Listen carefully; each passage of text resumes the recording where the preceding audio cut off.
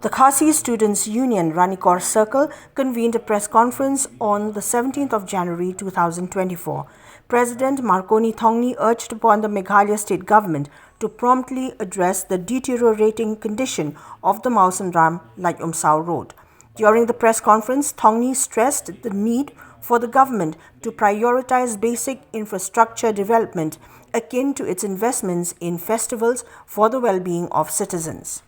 Ni sokiaro hawo imta baka sokar ka pun pisawan pendut kita masa ikwa baka sokar ka ban isnailem ya ka dong ka tanjungi kamta me ka division PUD apo jongkar jong ka Mawsynram ka ba ka surok ka sniwa dumta ka ba nadu na ni area Mawsynram shadu shapo Laitumsaw batpoi syarat bakut jong ka division Mawsynram ka ba ka surok ka sniwa du kata ikarpat ya sokar lada pun bisa do kata ban pendut namta kita masa sobha ban repair lem ya ki surok jungi haktai ka dong ka jungi kenamba ki pa kinum mat ya kani jingi ka jing kayak yang habdu ta.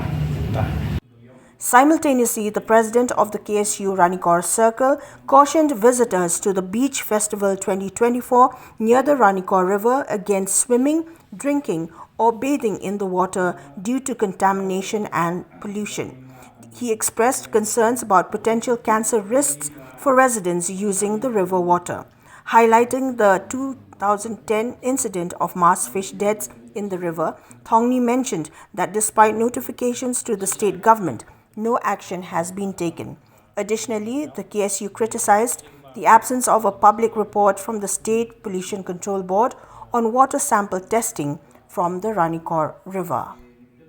Bagisnong ni juye itu ikpai ba nom penokam itu bawa nomor hadin ba ngili gejing jabo ba gejing ta nomor pitang suli sum menta tu bawa kamet pitang suli ko kamet upi ladai te katu ka ba nak liang jungi ka ba ngilalap takarau ni jubentu ikpai ba ndai ban penokam itu ba ya tu bawa ban di jingi ban dai bandi ban dai te kani ka ba ki jingyap dokam mensua kepala jia kha ke jing yang pun bagi doka te dapat long banyakan doka bendum doka su to ba tai keban ban sisa ya kata ban pentip ba kadai na kata dau ba inu kitau dari keba kalong karkung ke jing experience jungi keba kumni kitresnong pada nong tu nilai ba marngi mang tu kawa ngia khwaido ngia som ngia yang tu kawa kaba kalong kaba ini ban pentrais ni kaba yon se kading tu bawa nomor ba buni ki beri jungi ki lek kaba lek khwai do antu mensua ngia siap dia bamang tu dak tu ko ngia tong ben ya siap ne bam te kalong kani ba nak liang jungi pentrais ni ba la bende tu kaba ila ong ka sokar ba kadai ban tes ira tu bawa ba adu kanu kawa kensi ba kala lombi te kat hadu unta mili ba nakaliang kasokar ka supha tangika pollution control board ba kala le tang maka te kat hadu unta ni kita ki support joka Meghalaya pollution control board